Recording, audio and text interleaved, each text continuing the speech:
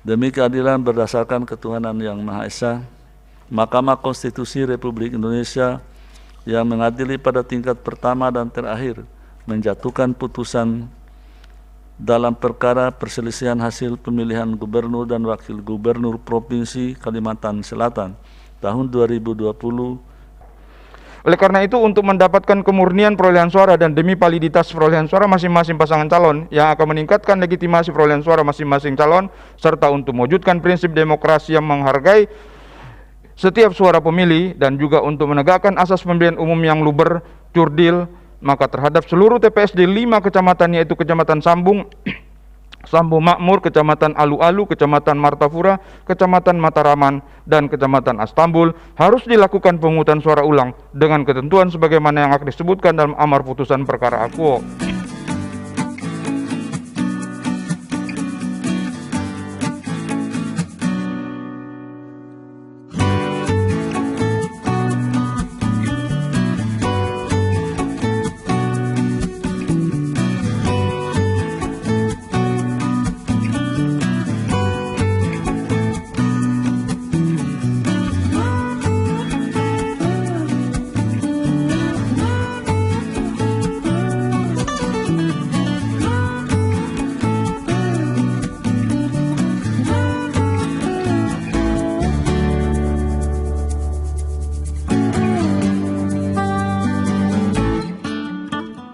Assalamualaikum warahmatullahi wabarakatuh. Selamat berjumpa lagi dalam Ini Budi Podcast. Semoga kawan-kawan di luar sehat-sehat. Hari ini kita bertemu di rumah Prof. Denny Indrayana. Kita sering menyebut kalau di luar Ini Budi Podcast on location. Karena peralatan bisa dibawa kemana-mana, tidak harus di studio. Jadi kita malam ini terima kasih sudah diterima Prof. Denny di rumah. Terima kasih sama-sama. Rumah ini berada di Banjarbaru. Saya kira kawan-kawan di Banjarbaru dan di tempat lain tahulah rumah ini. Nah, kita terima kasih dulu, yang penting sudah diterima oleh Prof. Denny. Saya kira kita akan bicara banyak tentang pasca keputusan MK yang mau tidak mau tetap menjadi perhatian banyak orang, terutama bukan hanya di Kalsel saya kira, karena ini adalah hal pertama yang terjadi di Kalsel, ada PSU dan lain-lain. Nah, sebelum kita bicara panjang, kita akan lihat dulu profil Prof. Denny Indrayana berikut ini.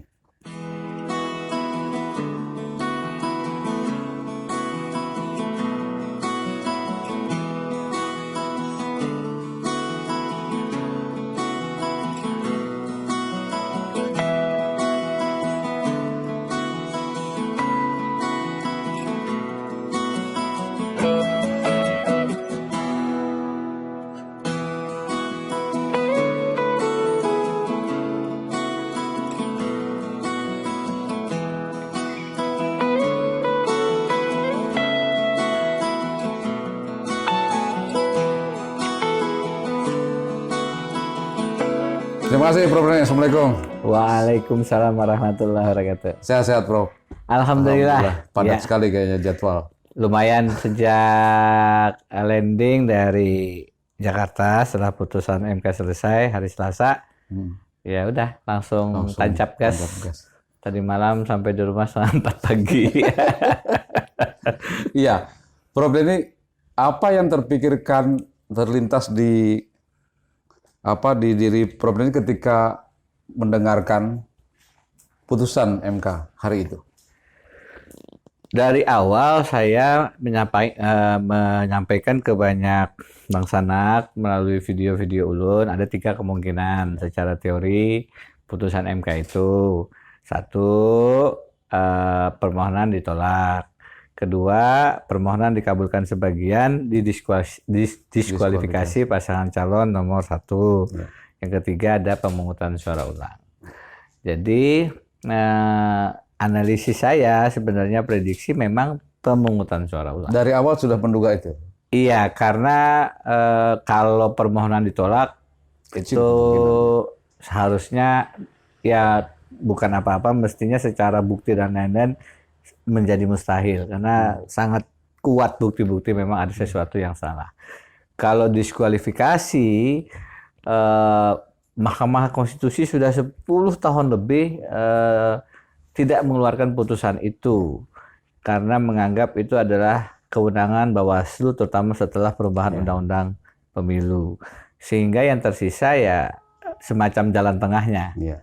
Jalan tengah pemungutan suara ulang di beberapa wilayah. Tapi menduga nggak sih Prof Denny bahwa PSU itu terjadi di beberapa tempat yang memang diajukan buktinya? Atau sesuai harapan nggak sih di PSU? Menduga.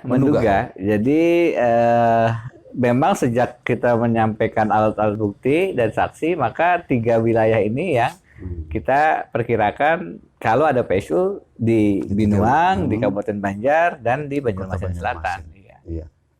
Tapi jumlah TPS menduga atau kalau jumlah TPS belum ngitung malah kemarin, malah tidak ngitung. Jadi memang kalau jumlahnya tidak kita perkirakan, tapi bahwasanya PSU di 3 kabupaten kota ini ya kita ya disitulah yang bukti-buktinya bisa kita sampaikan ke majelis. ini kan pertama kali ya dalam kasus pilkada di Kalsel yang terjadi. Dan mungkin publik ingin tahu apa sih yang mendasari Prof Denny melakukan, kalau bahasa lo melakukan perlawanan secara formal, legal. Kadang orang kan merasa ya sudah gitu. Tapi apa yang mendasari Prof Denny untuk mengajukan gugatan misalnya ke MK itu? Apa yang paling mendasar? Dari niat awal memang pada saat memutuskan pencalonan kita sudah menetapkan hati bahwa ini harus sampai tuntas. Haram menyerah wajah sampai ke puting. Yeah. Bahwasannya kemudian penghitungan KPU meletakkan kami kurang 0,48% dari kontestan yang lain, ya ruang hukum yang tersedia memang melakukan perlawanan gugatan ke Mahkamah Konstitusi. Yeah. Itulah hak konstitusional kami. Dibangun wacana seandainya legowo, Ya sudah aja gitu kan. dicontohkan tahun 2015. Ya. Itu wacana atau opini yang menyesatkan, karena itu bukan kelegowoan sebenarnya. Kalau saya mengatakan 2015 pada saat ada pasangan calon yang tidak menggugat ke Mahkamah Konstitusi, di balik fakta itu kan ada kompensasi materi yang kemudian Dan hanya 0,1 kalau tidak salah saya. Justru saya tidak memperhatikan, tapi lebih tipis kalau nggak salah. Kecil sekali. Dan tidak maju ke Mahkamah Konstitusi, kemudian kita sama-sama paham ada penyelesaian di balik layar. Pribadi happy. Pribadi mungkin juga ada yang tidak happy sih sebenarnya. Tapi menurut saya itu bukan sikap legowo. Itu adalah bentuk tidak bertanggung jawab dengan amanat yang diberikan oleh pemilih. Ya. Suara yang sudah diberikan dijual. Sementara pemilih punya ekspektasi. Sementara pemilih punya hak untuk mendapatkan perjuangan sampai tuntas. Saya di sisi lain dengan Pak Divri menganggap amanat itu harus dihormati. Artinya sampai tuntas tadi. Karena itu kami bukan tidak legowo, tapi memperjuangkan mandat amanat yang diberikan masyarakat pemilih kepada kami sampai selesai. Dan ini sekaligus jawaban kami terhadap hoak kan banyak. Betul. Nih. Termasuk dihembuskan kami adalah calon gubernur, wakil gubernur bayangan yang akan menerima tawaran kompensasi, akan transaksi dan seterusnya. Ya. Mudah-mudahan hoak itu sekarang terbantahkan dengan fakta bahwa kami berjuang sampai titik peluh penghabisan di Mahkamah Konstitusi. Jadi pesan moralnya adalah memang kami ingin menuntaskan perjuangan dan pesan strateginya ya kami punya keyakinan memang peluang untuk menang itu di MK terbuka lebar. Karena sejak proses ini berjalan kita tahu banyak pelanggaran, minta maaf banyak kecurangan yang dilakukan yang itu buktinya relatif telanjang gitu. Sehingga tidak sulit seharusnya untuk memformulasikannya menjadi argumentasi hukum di hadapan Mahkamah Konstitusi. Iya, saya mungkin termasuk orang yang di awal juga berpikir ini serius nggak sih maju gitu. Awal-awal juga bayangan, karena berdasarkan pengalaman 5 tahun yang lalu, agak curiga juga di awal-awal. Tapi ketika ngelihat prosesnya benar-benar, oh iya ini serius. Nah, pertanyaan saya, Prof. Denny menduga nggak sih hasil suara itu sangat tipis kan sebelum MK ya, sangat tipis sekali sekitar 8 ribuan suara, karena kalau orang menganalisa kan di atas kertas itu kan seperti jomblang begitu. Ini didukung partai yang besar dengan modal sosial, modal kapital yang segala macam itu. Sementara Prof. Denny di awal orang menduga, siapa sih Denny Indrayana? Di awal orang berpikir gitu. Nah, ketika hasilnya seperti itu, Prof. Denny kaget nggak sih? Kok? Terus terang saya kesulitan untuk memprediksi berapa suara yang saya dapat. Karena saya tidak punya kelonggaran logistik untuk melakukan survei. Jadi kalau idealnya seminggu atau 10 hari sebelum pencoblosan itu ada survei akhir yang kemudian menjadi semacam pegangan prediksi. Oh, ini suara kita segini. Jadi apa yang perlu dilakukan di hari-hari terakhir. Nah, saya tidak punya kelonggaran itu. Saya punya survei 4 bulan ke belakang yang memang belum terlalu tinggi elektabilitasnya, tapi undecided voters-nya membuka harapan. Jadi saya diuntungkan dengan calon yang head to head, sehingga kalau istilah wakil gubernur Pak Defri, ini ada automatic campaign bagi kami. Jadi mungkin masyarakat yang belum kenal kami, popularitas kami, kemudian karena cuma ada dua calon, dengan sendirinya kalau tidak calon nomor 1 ya Haji Denny Defri. Dan itu membantu kami untuk dikenal lebih jauh oleh masyarakat. Dan yang saya tangkap, selain kerja keras teman-teman relawan, partai, dan kami sendiri yang dari subuh ke subuh memang terus bergerak, masyarakat sendiri memang ingin perubahan. Jadi ini angin perubahan yang kencang, yang kemudian dalam faktanya menguntungkan kami yang melawan petahana. Saya sendiri sebenarnya relatif nggak terlalu, ini menurut saya pertama kali tuh Prof, saya melihat ada semacam perlawanan tanda kutip ya dari masyarakat Kalsel. Saya menduga ada semacam silent majority yang di awal saya tidak pernah menduga bahwa silent majority itu ada. Nah, kasus ini menurut saya menunjukkan bahwa orang Banjar, orang Kalsel lah, itu ternyata punya silent majority. Dan yang lebih menggembirakan, silahkan dicek, bisa ditanya satu persatu, pemilih kita itu adalah pemilih yang tidak menerima Rp1 pun. Dan ini mematahkan semacam mitos. Kada kau menang mun kada bade duitan. Jadi pertama kali saya mengumpulkan rekan-rekan relawan, saya ingat persis salah satu respon yang paling nyaring itu adalah pada saat saya mengatakan garis demarkasi perjuangan ini adalah yang tidak boleh dilewati, tidak boleh dilanggar, tidak ada politik uang. Dan itu tidak bisa ditawar sebagai salah satu prinsip perjuangan yang akan kami lakukan. Dan respon yang pertama kali muncul adalah, Pak Denny, saya semangat sekali datang kemari. Tapi setelah mendengar apa yang Bapak sampaikan, saya lemas.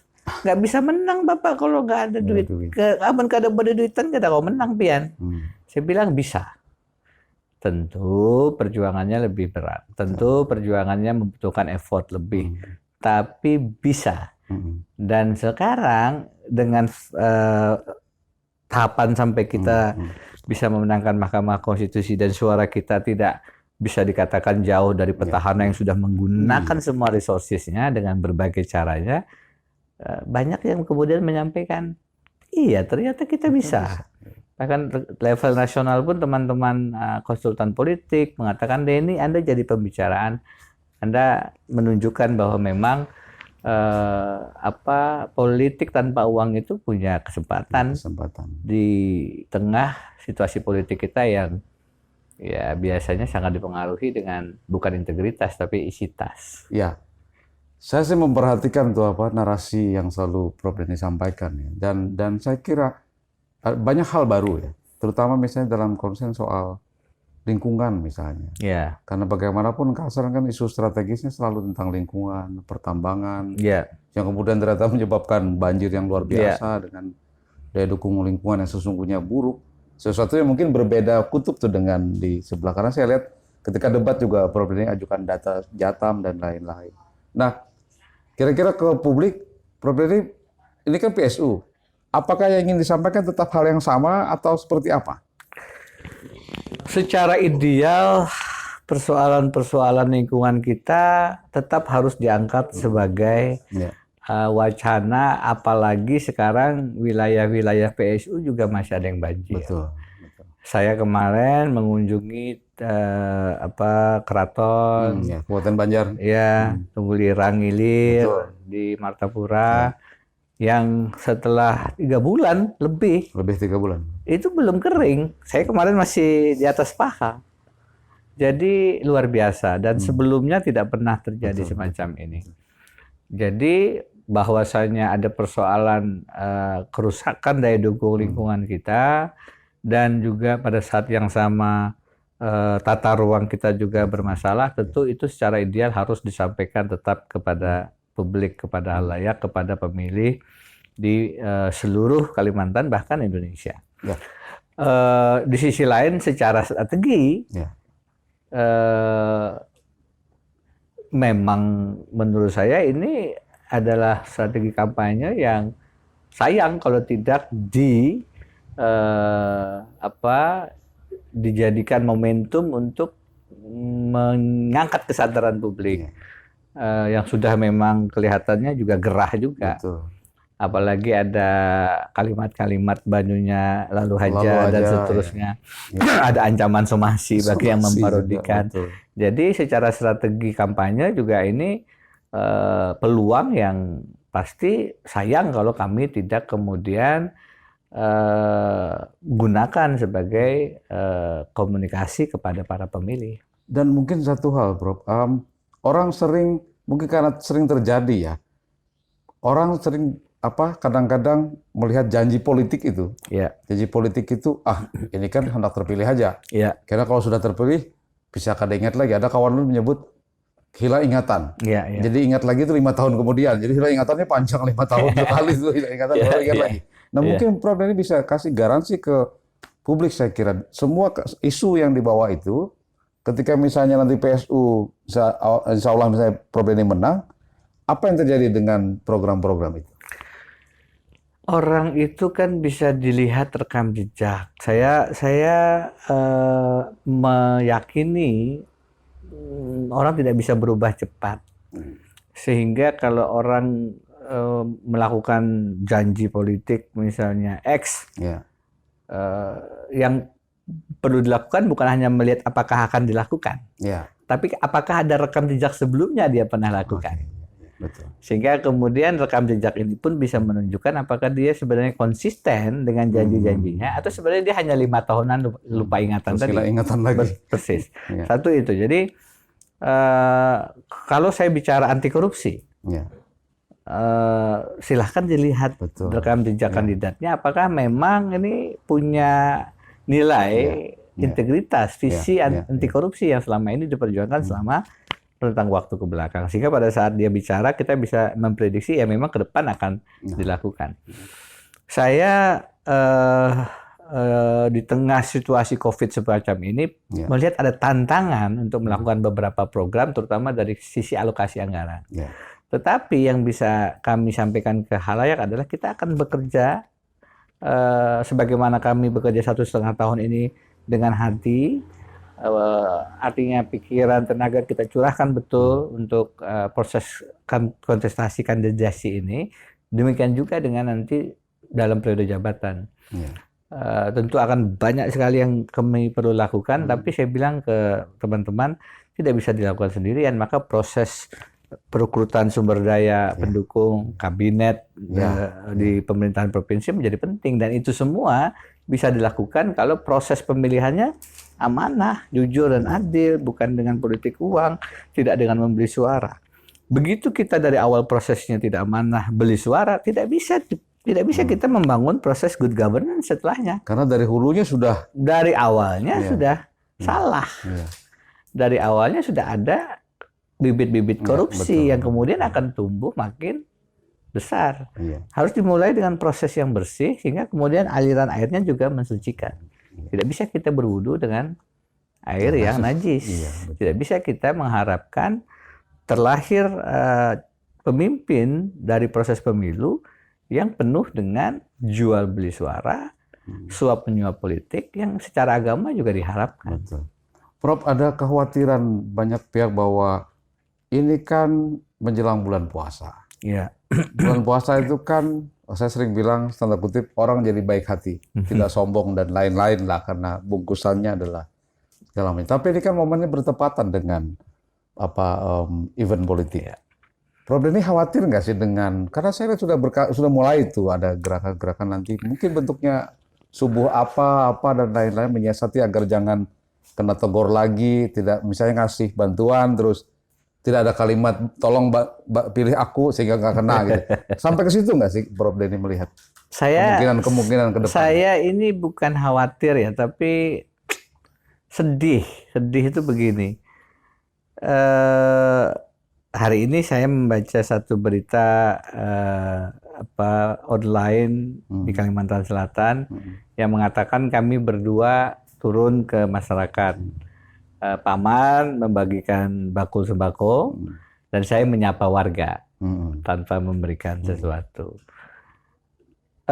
Saya membaca itu dengan tersenyum dan merasa alhamdulillah saya bisa tetap mempertahankan prinsip tidak membeli suara pemilih.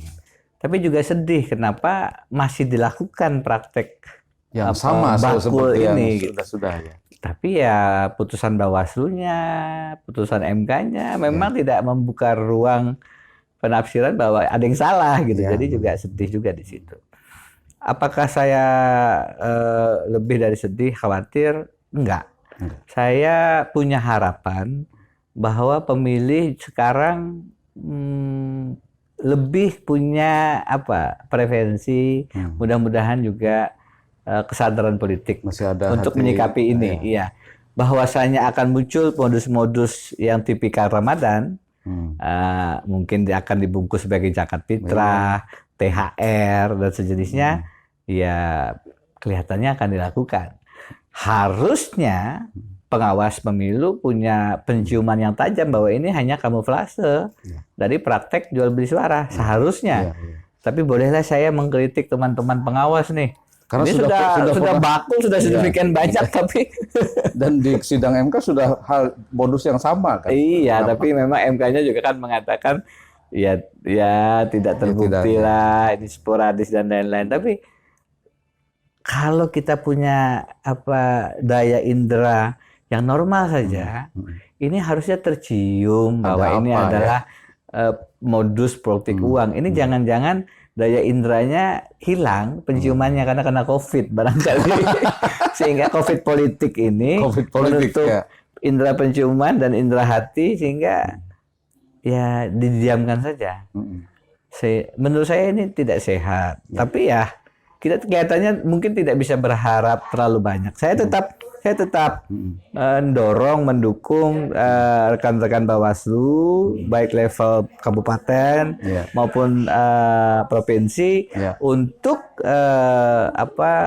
melihat ini sebagai satu modus praktik politik uang. Mudah-mudahan harapan kita tidak berbenturan dengan tembok yang tebal, mudah-mudahan. Prof, mungkin saya agak bicara sedikit. Saya tuh kadang-kadang merasa kecewa dengan budaya politik lokal. Agak kecewa saya, karena menurut saya bertahun-tahun kok budaya politiknya tidak masuk ke level yang lebih tinggi gitu. Ya jadi budaya politik partisipan lah sedikit, nggak usah parokial subjek terus gitu kan, naik kelas sedikit gitu. Nah, dalam kasus pilkada di Kalsel, tapi itu saya lihat berbeda. Budaya politiknya naik sedikit. Tidak lagi yang hanya memilih karena dia siapa, atau modal sosialnya apa, modal kapitalnya apa. Terjadi perubahan seperti itu. Kalau Prof Denny punya harapan nggak sih dengan berdasarkan kasus yang kemarin ya, apakah memang budaya politik kita sedang naik kelas? Pada saat saya memutuskan ini adalah ikhtiar politik yang layak diperjuangkan, tentu saya punya harapan ini juga layak ada peluang untuk menang. Ya. Kalau ternyata kita maju bertarung pasti kalah, buat apa? Dan saya tahu bahwa di politik lokal Kalimantan Selatan, saya masih harus banyak bekerja keras, belum punya basis popularitas yang memadai untuk kemudian bersaing dengan politik elit-elit politik lokal, apalagi yang didukung dengan pendanaan yang luar biasa. Kita sama-sama paham bahwa Paman Birin punya sokongan dana yang tidak kecil, salah satunya dari Haji Isam. Kita sama-sama paham bahwa Haji Muhyiddin ditetapkan oleh KPK berdasarkan laporan harta kekayaannya sebagai kandidat terkaya nomor 1 di Indonesia. Sehingga daya dukung pendanaannya memang sangat besar. Di sisi lain, pada saat saya maju ditanya teman-teman, emang punya uang berapa? Saya bilang nggak ada. Dan saya ingin sekaligus membuktikan, saya bilang bahwa nggak ada itu dalam artian tidak besar. Iya. Kalau nggak ada sama sekali juga yang nggak berlimpah mungkin. gitu ya. Untuk membuktikan bahwa untuk maju dan memenangkan satu proses kontestasi pemilu di daerah memang tidak perlu harus dengan biaya yang mahal gitu. Pasti ada dana yang dikeluarkan, tapi dalam batas wajar itu bisa. Gitu. Saya katakan demikian. Dan kemudian sekarang kita lihat hasilnya ini, saya bersyukur terus terang. Dan masyarakat kita ternyata menurut saya terjadi pergeseran ya, lebih bukan agak sih, menurut saya cerdas untuk memilah-milah. Mudah-mudahan itu yang terjadi dan kita memang harus bersyukur karenanya bisa gitu. Dan semua sekarang mengatakan, nah ternyata bisa kan? Ya.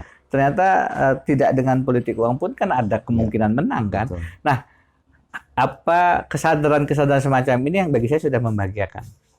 Bagi saya ini sudah kemenangan moral yang layak untuk dirayakan. Ya. Prof, sebelum pertanyaan terakhir ya, bagi Prof Denny sendiri kekuasaan itu apa sih? Karena politik ini kan apapun orientasinya pasti untuk berkuasa. Kekuasaan bagi seorang Prof Denny itu apa? Amanah. Saya kemarin setelah putusan MK saya mengatakan saya ingin nulis.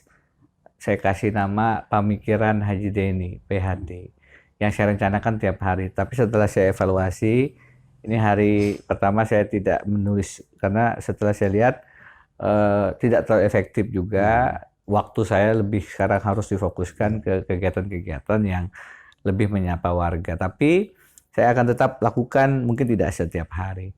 Dan ada satu PHD 4, di mana saya beri judul kuncinya amanah. Jadi kalau kemudian sejarah takdir memberikan ruang kepada kami, saya dan Haji Devri untuk menjadi gubernur wakil gubernur, itu adalah amanah yang tidak untuk dirayakan sebagai keuntungan mendapatkan materi, bukan.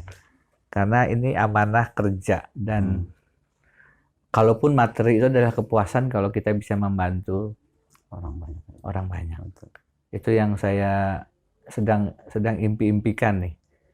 Kalau terbuka ruang itu, karena sedih ngelihat tanah kita, sedih ngelihat Kalimantan Selatan di tengah kekayaan alam yang luar biasa. Kalau kita menengok, tidak perlu jauh-jauh, kita akan bisa melihat sangat banyak ruang-ruang kemiskinan di hadapan publik kita.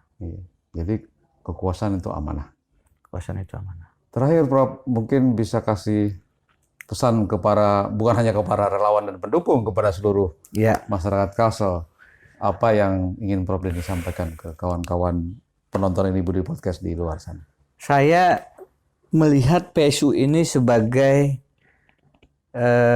ruang dan peluang yang disediakan oleh Allah Subhanahu wa Ta'ala untuk kita melakukan sama-sama hijrah. Kalau tagline ya. Sesuai tagline hijrah Gasan Banua. Banjir itu tentu ada karena faktor volume yang tinggi curah hujannya, tapi saya juga mempercayai tadi ada kedaruratan